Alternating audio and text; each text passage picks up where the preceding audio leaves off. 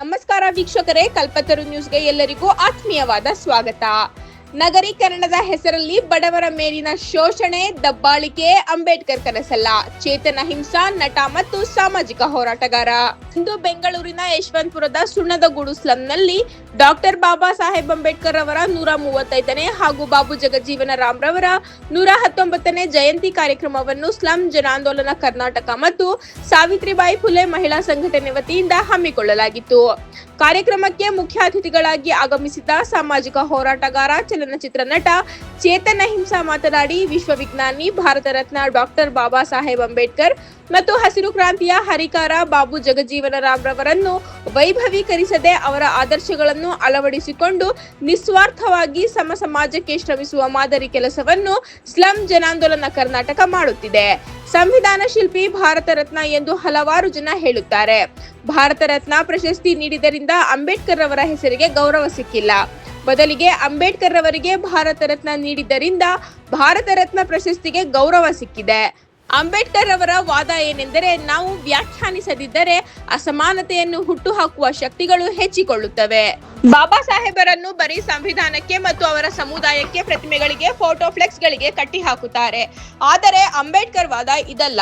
ಅಂಬೇಡ್ಕರ್ ವಾದ ಅಂದರೆ, ನನ್ನ ಕಣ್ಣಲ್ಲಿ ಅದು ಒಂದು ಉತ್ತಮ ಸಮಾಜದ ಕನಸು. ನಗರೀಕರಣದ ಹೆಸರಿನಲ್ಲಿ ದೊಡ್ಡ ದೊಡ್ಡ ಫ್ಲೈಓವರ್ಗಳು, ಬಿಲ್ಡಿಂಗ್ಗಳು, ಇದರಿಂದ ಬಡವರ ಮೇಲಾಗುವ ಶೋಷಣೆ, ದಬ್ಬಾಳಿಕೆ ಅಂಬೇಡ್ಕರ್ ಕನಸಲ್ಲ. ಅಂಬೇಡ್ಕರ್ ಕಂಡ ಕನಸು ಸಮ ಸಮಾಜದ ನಿರ್ಮಾಣ. ಎಲ್ಲರೂ ಒಂದೇ, ಎಲ್ಲರೂ ಸರಿಸಮಾನರು ಎಂಬ ಅಂಬೇಡ್ಕರ್ ಕನಸನ್ನು ನನಸು ಮಾಡಬೇಕು. ನಾವು ಬೇರೆ ಜಾತಿ, ಧರ್ಮ, ಲಿಂಗಗಳಲ್ಲಿ ಹುಟ್ಟಿದ್ದರೂ ಇದ್ಯಾವುದು ನಮ್ಮ ಆಯ್ಕೆಯಲ್ಲ. ನಾವು ಅಂಬೇಡ್ಕರ್ ವಾದಿಗಳಾಗಬೇಕು. ಅದೇ ಆದರ್ಶ ಸಮಾಜ, ಅದೇ ಸಮ ಸಮಾಜ ಎಂದರು. ನಂತರ ಸ್ಲಂ ಜನಾಂದೋಲನ ಕರ್ನಾಟಕ ರಾಜ್ಯ ಸಂಚಾಲಕರಾದ ಎ ನರಸಿಂಹಮೂರ್ತಿರವರು ಮಾತನಾಡಿ, ಸಂವಿಧಾನ ಜಾರಿಗೆ ಬಂದು 75 ವರ್ಷಗಳಾಗುತ್ತಿದ್ದು, ಬಾಬಾ ಸಾಹೇಬ್ ಅಂಬೇಡ್ಕರ್ ಅವರು 135 ವರ್ಷಗಳ ಹಿಂದೆ ಹುಟ್ಟದೆ ಹೋಗಿದ್ದರೆ ನಮ್ಮ ಬದುಕು ಹೇಗಿರುತ್ತಿತ್ತು? ಈ ದೇಶದಲ್ಲಿ ದಲಿತರ ಜೀವನ ಯಾವ ರೀತಿ ಇತ್ತು ಎಂಬುದನ್ನು ಅನುಭವಿಸಿರುವವರು ಕೂಡ ಇದ್ದಾರೆ. ಜಾತಿಯ ಈ ದಬ್ಬಾಳಿಕೆ ಬಹಳ ನಿಷ್ಕೃಷ್ಟವಾಗಿರುವಂತಹ ಜಾತಿಯನ್ನು ಬಹಳ ಪ್ರಬಲವಾಗಿ ಸ್ವಾತಂತ್ರ್ಯ ಪೂರ್ವದಲ್ಲಿ ಬಾಬಾ ಸಾಹೇಬ್ ಅಂಬೇಡ್ಕರ್ ಅವರು ತಮ್ಮ ಜೀವಮಾನದುದ್ದಕ್ಕೂ ಸಹ ಪ್ರತಿಪಾದನೆ ಮಾಡುತ್ತಾ ಬರುತ್ತಿದ್ದಾರೆ. ಈ ಶ್ರೇಣೀಕೃತ ಸಮಾಜದಲ್ಲಿ ಮನುಷ್ಯರನ್ನು ಮನುಷ್ಯರಾಗಿ ನೋಡಬೇಕು, ಮನುಷ್ಯರನ್ನು ತಾರತಮ್ಯದಿಂದ ನೋಡಬಾರದು. ನಮಗೆ ದೇವಸ್ಥಾನದ ಪ್ರವೇಶ ಕೊಡದೆ ಇದ್ದಿದ್ದರೆ ಯಾವ ರೀತಿ ಹಿಂದೂ ಸಮಾಜ ನಿರ್ಮಾಣ ಮಾಡಲಿಕ್ಕೆ ಸಾಧ್ಯವಾಗುತ್ತದೆ? ಇದನ್ನು ವಿರೋಧಿಸಿ ಕಳರಾಮ ಮಂದಿರ ಪ್ರವೇಶ ಮಾಡುತ್ತಾರೆ. ಕುಡಿಯಲು ನೀರನ್ನು ಕೊಡದೆ ಹೋದ ಸಂದರ್ಭದಲ್ಲಿ ಮಹಾಡ್ ಕೆರೆ ನೀರನ್ನು ಮುಟ್ಟಿ ಅದನ್ನು ಕುಡಿಯುವಂತಹ ಸಂದರ್ಭದಲ್ಲಿ ಇಡೀ ದೇಶದಾದ್ಯಂತ ದಲಿತರ ಮೇಲೆ ಹಲ್ಲೆ ಮಾಡಲಾಗುತ್ತದೆ. ಆದರೂ ಸಹ ಬಹಳ ದೃಢ ಸಂಕಲ್ಪ ಮಾಡಿ ನೀರನ್ನು ಮುಟ್ಟಿ ದೇವಸ್ಥಾನದ ಪ್ರವೇಶ ಮಾಡುತ್ತಾರೆ. ದಲಿತರಿಗೆ ಭೂಮಿ ಕೊಡಬೇಕು, ಹೆಣ್ಣು ಮಕ್ಕಳಿಗೆ ರಾಜಕೀಯ ಪ್ರಾತಿನಿಧ್ಯ ಕೊಡಬೇಕು, ಕಾರ್ಮಿಕರಿಗೆ ಕಾನೂನು ಜಾರಿ ಮಾಡಬೇಕು ಎಂದು ಹೇಳುತ್ತಾರೆ. ಅದೇ ರೀತಿ ಮಾಜಿ ಉಪಪ್ರಧಾನ ಮಂತ್ರಿಗಳು ಹಾಗೂ ಹಸಿರು ಕ್ರಾಂತಿಯ ಹರಿಕಾರರಾದ ಡಾಕ್ಟರ್ ಬಾಬು ಜಗಜೀವನ ರಾಮ್ ರವರು ದೇಶ ಸ್ವಾವಲಂಬಿಯಾಗಿ ಅಭಿವೃದ್ಧಿಯಾಗಲಿಕ್ಕೆ ಶ್ರಮಿಸಿದವರಲ್ಲಿ ಒಬ್ಬರು.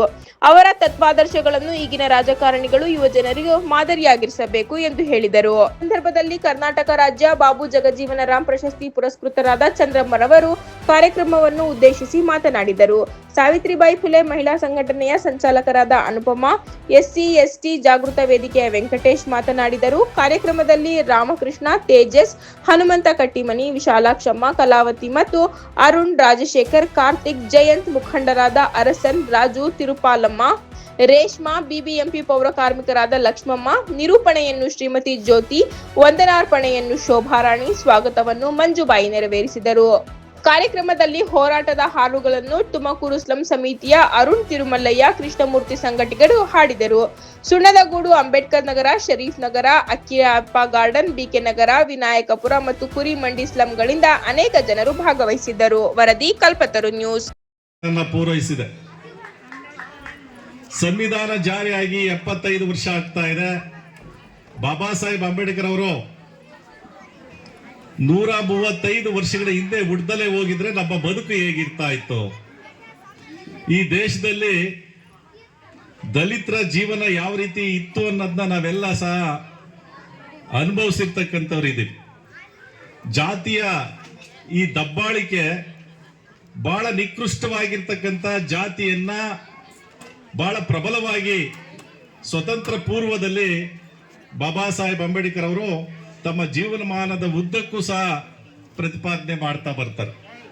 ಈ ಶ್ರೇಣೀಕೃತ ಸಮಾಜದಲ್ಲಿ ಮನುಷ್ಯರನ್ನ ಮನುಷ್ಯರಾಗಿ ನೋಡಬೇಕು, ಮನುಷ್ಯರನ್ನ ತಾರತಮ್ಯದಿಂದ ನೋಡಬಾರ್ದು. ನಮಗೆ ದೇವಸ್ಥಾನ ಪ್ರವೇಶ ಕೊಡದಲೇ ಇದ್ರೆ ಯಾವ ರೀತಿ ಹಿಂದೂ ಸಮಾಜ ನಿರ್ಮಾಣ ಮಾಡ್ಲಿಕ್ಕೆ ಸಾಧ್ಯ ಆಗುತ್ತೆ ಅಂತಕ್ಕಂಥದ್ದನ್ನ ಅವರು ಪ್ರತಿಪಾದನೆ ಮಾಡಿ ವಿರೋಧಿಸಿ ಕಳರಾಮ ಮಂದಿರ ಪ್ರವೇಶವನ್ನ ಮಾಡ್ತಾರೆ. ಕುಡಿಯೋದಿಕ್ಕೆ ನೀರು ಕೊಡೋದಿಲ್ಲ. ಕುಡಿಯೋದಿಕ್ಕೆ ನೀರು ಕೊಡದಲೇ ಇರ್ತಕ್ಕಂಥ ಸಂದರ್ಭದಲ್ಲಿ ಮಹಡ್ಕೆರೆ ನೀರನ್ನ ಮುಟ್ಟಿ ಅದನ್ನ ಕುಡಿತಕ್ಕಂಥ ಸಂದರ್ಭದಲ್ಲಿ ಇಡೀ ದೇಶಾದ್ಯಂತ ದಲಿತರ ಮೇಲೆ ಹಲ್ಲೆಗಳನ್ನ ಮಾಡ್ತಕ್ಕಂಥದ್ದಾಗ್ತದೆ. ಆದ್ರೂ ಸಹ ಅವರು ಏನು ಇವತ್ತು ಬಹಳ ದೃಢ ಸಂಕಲ್ಪವನ್ನ ಮಾಡಿ ಜಾತಿಯ ವಿರುದ್ಧವಾಗಿ ನೀರನ್ನ ಮುಡ್ತೀವಿ ಅಂತ ಹೇಳಿ, ದೇವಸ್ಥಾನ ಪ್ರವೇಶ ಮಾಡ್ತೀವಿ ಅಂತ ಹೇಳಿ, ದಲಿತರಿಗೂ ಭೂಮಿ ಕೊಡಬೇಕು, ಅದೇ ರೀತಿಯಾಗಿ ಹೆಣ್ಣು ಮಕ್ಕಳಿಗೆ ರಾಜಕೀಯ ಪ್ರಾತಿನಿಧ್ಯತೆಯನ್ನ ಕೊಡಬೇಕು, ಕಾರ್ಮಿಕರಿಗೆ ಕಾನೂನುಗಳು ಜಾರಿ ಆಗಬೇಕು ಅಂತ ಹೇಳಿ ನಿರಂತರವಾಗಿರ್ತಕ್ಕಂಥ ಒಂದು ಹೋರಾಟ ಮಾಡಿದ್ಗೆ ಇವತ್ತು ಸ್ವಾತಂತ್ರ್ಯ ಬಂದ ನಂತರದ 78 ವರ್ಷಗಳಲ್ಲಿ ನಮ್ಮ ಸಮುದಾಯದಲ್ಲಿ ಶಿಕ್ಷಿತರು ಜಾಸ್ತಿ ಆಗ್ತಾ ಇರ್ತಕ್ಕಂಥ ರೀತಿ ನಮ್ಮ ಮಕ್ಕಳು ಶಿಕ್ಷಣವನ್ನ ಪಡಿತಾ ಇದ್ದಾರೆ. ಈ ಶಿಕ್ಷಣ ಪಡಿತಾ ಇರೋದ್ರಿಂದ ಎಲ್ಲ ಅವಕಾಶಗಳ ಬಾಗಿಲು ತೆರಿತಾ ಇರ್ತಕ್ಕಂಥದ್ದು ಇದು. ಹಾಗಾಗಿ ಈ ಶಿಕ್ಷಣದಿಂದ ಇವತ್ತು ಎಲ್ಲವನ್ನು ಸಾಧನೆ ಮಾಡ್ಲಿಕ್ಕೆ ಸಾಧ್ಯ ಅಂತಕ್ಕನ್ನ ತೋರಿಸ್ಕೊಟ್ಟಿರ್ತಕ್ಕಂಥವ್ರು ಬಾಬಾ ಸಾಹೇಬ್ ಅಂಬೇಡ್ಕರ್ ಅವರು ಇಡೀ ವರ್ಲ್ಡ್ಗೆನೆ ಅವ್ರು ಒಬ್ಬರೇ ಬೆಳಿಬೇಕಾ? ಅದೇ ನ್ಯಾಯನ ನಮ್ ಜೀವನ ನಾವು ಹುಟ್ಟಿದ ತಕ್ಷಣ ನಮಗಾಗಿರೋ ಅನ್ಯಾಯಗಳು ಈ ವ್ಯವಸ್ಥೆ ಗುರುತಿಸ್ತಾ ಇಲ್ಲ. ಈ ವ್ಯವಸ್ಥೆ ಅವ್ರ ರೀತಿ ಬೆಳೆಸಿ ನಮ್ಮ ಜೀವನನ ಬರೀ ಅಂಬೇಡ್ಕರ್ ಜಯಂತಿಗೆ ಸೀಮಿತ ಮಾಡಿ ನಮ್ಮ ಜೀವನಕ್ಕೆ ನ್ಯಾಯ ಒದಗಿಸ್ತಾ ಇಲ್ಲ. ಇವತ್ ನೋಡಿ, ಎಲ್ಲರಿಗೂ ಅಂಬೇಡ್ಕರ್ ಬೇಕು, ಎಲ್ಲ ಸಿದ್ಧಾಂತಗಳು ಅಂಬೇಡ್ಕರ್ ಬೇಕು, ಎಲ್ಲ ಪಕ್ಷದವರೆಗೂ ಅಂಬೇಡ್ಕರ್ ಬೇಕು, ಎಲ್ಲ ವಾದಕ್ಕೂ ಅಂಬೇಡ್ಕರ್ ಬೇಕು, ಎಲ್ಲರೂ ಬೇಕು ಅಂತ ಏನಾಗತ್ತೆ ಗೊತ್ತಾ? ಬಾಬಾ ಸಾಹೇಬ್ರ ವಿಚಾರಗಳಿಗೆ ಡೈಲ್ಯೂಟ್ ಆಗ್ಬಿಡುತ್ತೆ, ಅವರ ಕ್ರಾಂತಿಯ ಕಿಡಿ ಅಡಿಸೋಗ್ಬಿಡುತ್ತೆ. ಇವತ್ತು ವಿಶೇಷವಾಗಿ ಹೇಳ್ತೀನಿ, ಒಂದು ಪಕ್ಷ ಇದೆ, ರಾಜ್ಯ ಸರ್ಕಾರದ ಪಕ್ಷ. ಅವರು ಕೇಂದ್ರದಲ್ಲಿ ಏನ್ ಹೇಳಿದ್ದಾರೆ ಅಂದ್ರೆ ಇವತ್ತು ಬಾಬಾ ಸಾಹೇಬ್ ಜಯಂತಿ ದಿನ ರನ್ ಫಾರ್ ಅಂಬೇಡ್ಕರ್ ಅಂತ ದೊಡ್ಡ ಕಾರ್ಯಕ್ರಮ ಮಾಡಿದಾರಂತೆ. ಅಂದ್ರೆ ಅಂಬೇಡ್ಕರ್ಗಾಗಿ ಓಡಿ ಅಂತ. ಅಂಬೇಡ್ಕರ್ ಬದುಕಿರೋ ಕಾಲದಲ್ಲಿ ಅದೇ ಪಕ್ಷ ರನ್ ಫಾರ್ ಅಂಬೇಡ್ಕರ್ ಅಲ್ಲ, ರನ್ ಫ್ರಮ್ ಅಂಬೇಡ್ಕರ್, ಅಂಬೇಡ್ಕರ್ ಇಂದ ಓಡಿ ಅಂತ ಓಡ್ತಾ ಇದ್ರು. ಬಾಬಾ ಸಾಹೇಬ್ರ ಜಾತಿ ವ್ಯವಸ್ಥೆ ಕಿತ್ತಾಕ್ಬೇಕು ಅಂದಾಗ ಓಡ್ತಾ ಇದ್ರು. ಬಾಬಾ ಸಾಹೇಬ್ರು ಪ್ರತ್ಯೇಕ ಮತಕ್ಷೇತ್ರ ಬೇಕು ಅಂದ್ರೆ ಪುನಃ ಬ್ಯಾಕ್ ಮಾಡಿ ಓಡ್ತಾ ಇದ್ರು. ಸೈಮನ್ ಕಮಿಷನ್ ಓಡ್ತಾ ಇದ್ರು. ಅವ್ರಿಗೆ ಯಾವ ಒಂದು ಅಂಬೇಡ್ಕರ್ ವಾದದ ವಿಚಾರನೂ ಗೊತ್ತಿಲ್ಲ, ಗಂಧಗಾಳಿ ಗೊತ್ತಿಲ್ಲ. ಬಾಬಾ ಸಾಹೇಬ್ ಚಿತ್ರ ಬೇಕು, ಚಿತ್ರ ಹಾಕ್ಬಿಟ್ಟು ನಿಮ್ ವೋಟ್ ಪಡೆಯಕ್ಕೆ. ಅದರಿಂದ ನಮ್ ಜೀವನಕ್ಕೆ ಏನು ನ್ಯಾಯ ಸಿಗಲ್ಲ. ಅವರವರೇ ಬೆಳೀತಾ ಇರ್ತಾರೆ. ನಮಗೆ ಇವತ್ತಿನ ದಿನ ನಿಜ ಹೇಳಬೇಕು ಅಂದ್ರೆ ಬಾಬಾ ಸಾಹೇಬ್ರು ಮಾತಾಡ್ತೀವಿ, ಎಲ್ಲರಿಗೂ ಸೇರಿದ್ದು, ವಿಶ್ವಕ್ಕೆ ಸೇರಿದ್ದು, ಪ್ರತಿಯೊಬ್ಬರಿಗೂ ಸೇರಿದ್ದು ಅಲ್ಲ. ಬಾಬಾ ಸಾಹೇಬ್ರು ನಮ್ಮಂತ ನಿಮ್ಮಂತ ಸಮಾನತಾವಾದಿಗಳು ಬಿಟ್ರೆ ಇನ್ ಯಾರಿಗೂ ಸೇರಿಲ್ಲ ಅಂತ ನಾನು ಹೆಮ್ಮೆಯಿಂದ ಹೇಳ್ಕೊತೀನಿ. ಅದು ನಾವು ಕಟ್ಟಿ ಶಕ್ತಿ. ಅದೇ ಅವ್ರ ಬಾಯಿ ಮುಟ್ಸಕ್ಕಾಗಲ್ಲ. ಅವ್ರ ರೀತಿ ಅವ್ರ ವಾದ ಮಾಡಿಸ್ಬೋದು, ಇದು ಪ್ರಜಾಪ್ರಭುತ್ವ. ಬಟ್ ಬಾಬಾ ಸಾಹೇಬ್ರ ನಿಜವಾದ ನಮ್ಮ ಆದರ್ಶವಾದ ಸಮಾನತಾವಾದಿ. ಮತ್ತೆ ನಾವು ವೈಜ್ಞಾನಿಕ ಮನೋಭಾವದಿಂದ ದೇಶ ಕಟ್ಟಬೇಕು. ವೈಜ್ಞಾನಿಕತೆ ನಮ್ಮ ಬೇಕಿವತ್ತಿನ ದಿನ. ನಮ್ಮ ಮೂಢನಂಬಿಕೆಯ ಮ್ಯಾಜಿಕ್ ಅಲ್ಲ, ಅಂಕಿ ಅಂಶಗಳು, ದಾಖಲೆಗಳ ಲಾಜಿಕ್. ಅಂದ್ರೆ ಏನು, ನಿಮ್ ಧರ್ಮಗಳು, ನಿಮ್ ದೇವರುಗಳು, ನಿಮ್ ಮನೆಗಳಲ್ಲಿ, ನಿಮ್ ಧರ್ಮಕ್ಷೇತ್ರಗಳು ಮುಂದುವರಿಸಿ, ನಿಮ್ಮ ಸ್ವಾತಂತ್ರ್ಯ ಇದೆ. ಆರ್ಟಿಕಲ್ 25 ಹೇಳುತ್ತೆ. ಆದ್ರೆ ದೇಶ ನಿರ್ಮಾಣ ಮಾಡ್ಬೇಕು ಅಂದ್ರೆ ವೈಜ್ಞಾನಿಕವಾಗಿ ನಿರ್ಮಾಣ ಮಾಡ್ಬೇಕು. ಯಾರ ಕಷ್ಟ ಆಗಿದೆಯೋ, ಯಾರಿಗೆ ಶೋಷಣೆ ಆಗಿದೆಯೋ, ಯಾರಿಗೆ ವಂಚನೆ ಆಗಿದೆಯೋ ಅವ್ರಿಗೆ ಜಾಸ್ತಿ ಬೆಳವಣಿಗೆ, ಯಾರು ನನ್ನಂತವನು ಜಾಸ್ತಿ ಸಿಕ್ಕಿದೆಯೋ ಅವರಿಂದ ಕಿತ್ತು ಮರೆ ಹಂಚಿಕೆ ಮಾಡಿ ಸಮಾಜ ಕಟ್ಟಬೇಕು. ಅದು ನ್ಯಾಯ, ಅದು ಸಮಾಜ. ನೋಡಿ, ವಿಶೇಷವಾಗಿ ಹೇಳ್ತೀನಿ, ಈ ತಿಂಗಳು ಬಾಬಾ ಸಾಹೇಬ್ರು ಹುಟ್ಟಿರೋ ತಿಂಗಳು ಏಪ್ರಿಲ್ 14. ಜಗಜೀವನ ರಾಮರು ಹುಟ್ಟಿದ ಏಪ್ರಿಲ್ 5ನೇ ತಾರೀಕು. ಬಾಬಾ ಸಾಹೇಬ್ರ ಮಾದರಿ ಜ್ಯೋತಿಬಾ ಫುಲೆ ಅವ್ರ ಗುರು ಅಂತ ಗುರುತಿಸ್ತಾರೆ, ಏಪ್ರಿಲ್ 11ನೇ ತಾರೀಕು ಹುಟ್ಟಿದ್ದು. ಮತ್ತೆ ಅಣ್ಣ ಬಸವಣ್ಣ ಏಪ್ರಿಲ್ 20ನೇ ತಾರೀಕು ನಾವು ಗುರುತಿಸ್ತೀವಿ. ಏಪ್ರಿಲ್ ತಿಂಗಳು 10-12 ವರ್ಷಗಳಿಂದ ವಿಶೇಷವಾಗಿ ದಲಿತ ಇತಿಹಾಸ ತಿಂಗಳಂತೆ ಗುರುತಿಸಲ್ಪಟ್ಟಿದೆ. ಅದೆಲ್ಲಿಂದ ಬರುತ್ತೆ ಅಂದ್ರೆ ಕರಿ ಜನಾಂಗದವರು, ಆಫ್ರಿಕನ್ ಅಮೆರಿಕನ್ ಇತಿಹಾಸ, ಅದು ಫೆಬ್ರವರಿ ಅಂತ ಗುರುತಿಸಿತ್ತು. ಆದ್ರೆ ದಲಿತ ಇತಿಹಾಸ ತಿಂಗಳು ಯಾಕೆ ಮುಖ್ಯ? ಅದು ದಲಿತ ಇತಿಹಾಸ ತಿಂಗಳು ಯಾಕಂದ್ರೆ ನಮ್ಮ ಇತಿಹಾಸಗಳು. ನಾನು ವೇದಿಕೆ ಮೇಲಿರುವಂತ ಎಲ್ಲ ಗಣ್ಯರೇ ಹಾಗೂ ಇಲ್ಲೂ ಮುಂದೆಗಡೆ ಇರುವಂತ ನನ್ನ ಸಹೋದರಿಯರೇ, ಇವತ್ತು ಸುಣ್ಣದಗೂಡಲ್ಲಿ ಈ ಕಾರ್ಯಕ್ರಮನ ಹಮ್ಮಿಕೊಳ್ಬೇಕು, ಅಂಬೇಡ್ಕರ್ ಜಯಂತಿ ಅಂತೇಳಿ ನಾವು ಈ ಕಾರ್ಯಕ್ರಮನ ಹಮ್ಮಿಕೊಂಡಿದ್ದೀವಿ. ಕಾರಣ ಇಷ್ಟೇ, ನಾವು ಅಂಬೇಡ್ಕರ್ ಜಯಂತಿ ವಿಧಾನಸೌಧದ ತನಕ ಮಾಡಿದ್ರು, ದೊಡ್ಡ ಮಟ್ಟದಲ್ಲಿ ಮಾಡಿದ್ರು. ಆದ್ರೆ ಅಂಬೇಡ್ಕರ್ ಯಾರು, ಅಂಬೇಡ್ಕರ್ ಚಿಂತನೆಗಳೇನು, ಅಂಬೇಡ್ಕರ್ ಅಂದ್ರೆ ನಮ್ಗೆ ಯಾಕೆ ಅಷ್ಟೊಂದು ಅಭಿಮಾನ, ಅದು ನಮ್ಮ ಜನಗಳಲ್ಲಿ ಇನ್ನೂ ಸರಿಯಾಗಿ ಅಂಬೇಡ್ಕರ್ ಫೋಟೋ ಇದೆ. ಏನು ಇವತ್ತು ಅಂಬೇಡ್ಕರ್ ಜಯಂತಿ ಮಾಡಿದ್ರು, ಒಂದಿಷ್ಟು ಸ್ವೀಟು ಅದು ಇದು ಕೊಟ್ಟರು, ಊಟ ಕೊಟ್ಟರು, ಇಷ್ಟೇ. ಆದರೆ ಅವರ ಹಿನ್ನೆಲೆ, ಅವ್ರು ಹೇಗೆ ಬದುಕಿದ್ರು, ಅವ್ರು ಹೇಗಿದ್ರು, ಹೇಗೆ ಜೀವನ ಮಾಡಿದ್ರು, ಅದು ದೊಡ್ಡ ವಿಷಯ. ಅದು ಅವತ್ತು ಅವರಲ್ಲಿ ತುಂಬ ಒಂದು ಹಸಿವಿತ್ತು. ಏನು ಹಸಿವು ಅಂದರೆ ಓದಬೇಕು ಅನ್ನೋ ಒಂದು ಹಸಿವು. ಹೊಟ್ಟೆಶು ಅಂದ್ರೆ ಯಾರಿಗಾರು ಹೇಳ್ಕೊಳಕ್ಕಾಗುತ್ತಾ? ಹೊಟ್ಟೆಶು ಅಂತೀವಿ. ಅದು ಹೇಗೆ ಬರುತ್ತೆ ಅಂತ ಹೇಳ್ಕೊಳಕ್ಕಾಗುತ್ತಾ? ಗೊತ್ತಿಲ್ಲ. ಹೊಟ್ಟೆಶು ಅಂತೀವಿ. ಅವರು ಅಷ್ಟೇ, ವಿದ್ಯೆ ಅನ್ನೋದು ಅವ್ರಿಗೆ ಹೇಗೆ ಬೇಕು ಅನ್ನೋದನ್ನ ಅದು ಹೇಗೆ ಅವರು ಮಾಡಿದ್ರು ಅಂದ್ರೆ, ಒಂದು ಶಾಲೆಯಲ್ಲಿ ಆ ಮಗುನ, ಸಣ್ಣ ಮಗುನು ಸಹ, ನೀನು ಒಬ್ಬ ದಲಿತ ಮಗ, ದಲಿತ ನೀನು ಓದಬಾರ್ದು ಅಂತೇಳಿ ಸುಮಾರು ಅವ್ರಿಗೆ.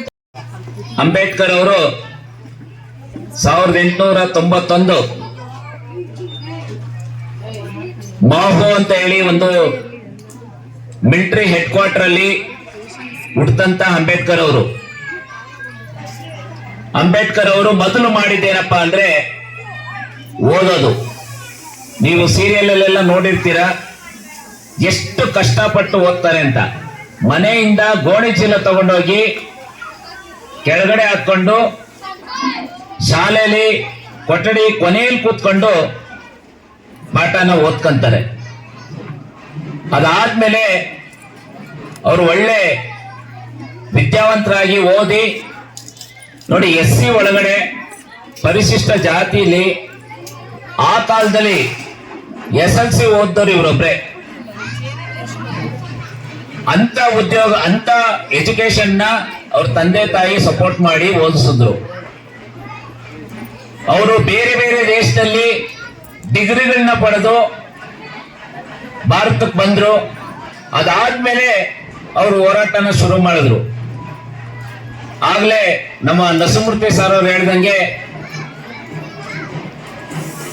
ಚೌಡರಕೆರೆ ನೋಡಿ, ಇವತ್ತು ನಮ್ಗೆ ಹಳ್ಳಿಗಳ ಕಡೆ ಕುಡಿಯಕ್ ನೀರು, ಬೇರೆಯವರು ವಾಸ ಮಾಡೋ ಕಡೆ ನಾವು ಹೋಗಿ ಬಿಂದಿಗೆ ತಗೊಂಡೋಗಿ ಹಿಡಿಯಂಗಿಲ್ಲ. ದೇವಸ್ಥಾನಗಳಿಗೆ ಬಿಡಲ್ಲ ಇವತ್ತೂ. ನೀವು ಪತ್ರಿಕೆಯಲ್ಲಿ ನೋಡಿರ್ಬೋದು.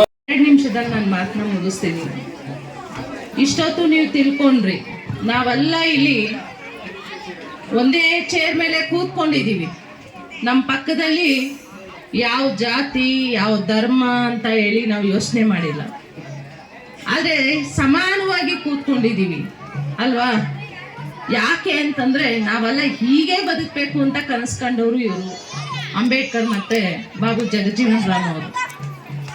ಯಾವ ಜಾತಿಯ ಗೋಜಿಗೆ ಸಿಲುಕದೆ ಎಲ್ಲ ಮೇಲು ಕೀಳು ಅನ್ನೋದ ತೊಡೆದು ನಾವೆಲ್ಲ ಸಮಾನವಾಗಿ ಬದುಕಬೇಕು ಅನ್ನೋಂಥದ್ದು ಇವರಿಬ್ಬರ ಕನಸಾಗಿತ್ತು. ಆದ್ರೆ ಇವತ್ತು ಆ ಕನಸಾಗಿದ್ಯಾ? ಆ ಕನಸು ಈಡೇರ್ತಾ ಇದೆಯಾ? ಒಂದ್ ಕಡೆ ರಾಮನ ಹೆಸರಲ್ಲಿ, ಇನ್ನೊಂದ್ ಕಡೆ ಜಾತಿ ಹೆಸರುಗಳಲ್ಲಿ ಅವ್ರನ್ನ ಬೇರೆ ಮಾಡ್ತಾ ಇರ್ತಕ್ಕಂಥ ಮನಸ್ಥಿತಿಗಳನ್ನ ಮತ್ತೆ ಅದನ್ನ ಶುರು ಮಾಡ್ತಿದ್ದಾರೆ. ಅದು ನಿಮ್ಗೆಲ್ಲ ಗೊತ್ತಾಗ್ತಾ ಇದೆ ಈಗ ಅಲ್ವಾ? ನಾವು ಕಷ್ಟಪಡ್ತೀವಿ, ಬೆಳಿಗ್ಗೆ ಎದ್ದೇಳ್ತೀವಿ, ನಾವು ಬಡವರು ಕೂಲಿ ಕಾಲಿ ಮಾಡಿಕೊಂಡು ನಮ್ಮ ಜೀವನ ಮಾಡಬೇಕು. ಇರೋಂಥ ಪರಿಸ್ಥಿತಿಯಲ್ಲಿ ನಾವು ದೇಶದ ಬಗ್ಗೆ ಇನ್ನೊಂದು ಚಿಂತನೆಯನ್ನೇ ಮಾಡಬಾರ್ದು ಅಂತ ಹೇಳಿ ಇದೇ ಸಂಕೋಲೆಗಳಲ್ಲೇ ನಮ್ಮನ್ನ ಕಟ್ಟಾಕ್ಬಿಟ್ಟಿದ್ದಾರೆ. ಯಾವಾಗ ಒಬ್ಬ ಮನುಷ್ಯನ್ಗೆ ಹೊಟ್ಟೆ ತುಂಬುತ್ತೋ, ಅವನಿಗೊಂದು ಇರೋದಕ್ಕೆ ನೆರಳು ಸಿಗುತ್ತೋ, ಅವನು ಯಾವಾಗ ಶಿಕ್ಷಣನ ಪಡೆದು ಅವನು ವಿದ್ಯಾವಂತ ಆಗ್ತಾನೋ ಅವಾಗ ಅವನು ಪ್ರಶ್ನೆ ಮಾಡೋದಕ್ಕೆ ಶುರು ಮಾಡ್ತಾನೆ. ಯಾವುದನ್ನ? ಪ್ರಭುತ್ವವನ್ನ, ರಾಜಕೀಯದ ವ್ಯಕ್ತಿಗಳನ್ನ, ನಮ್ಮನ್ನ ಆಳ್ತಾ ಇರ್ತಕ್ಕಂಥವ್ರನ್ನ ನಾವು ಪ್ರಶ್ನೆ ಮಾಡಕ್ಕೆ ಸ್ಟಾರ್ಟ್ ಮಾಡ್ತೀವಿ. ಯಾಕೆ ಅಂತಂದ್ರೆ ಶಿಕ್ಷಣ ನಮ್ಗೆ ಜ್ಞಾನ ಕೊಡುತ್ತೆ, ನಮ್ಗೆ ನಾಲಿಗೆ ಕೊಡುತ್ತೆ ಮಾತಾಡೋದಕ್ಕೆ. ಅದು ಅವರಿಗೆ ಬೇಕಾಗಿಲ್ಲ. ಯಾಕೆ? ಇವರು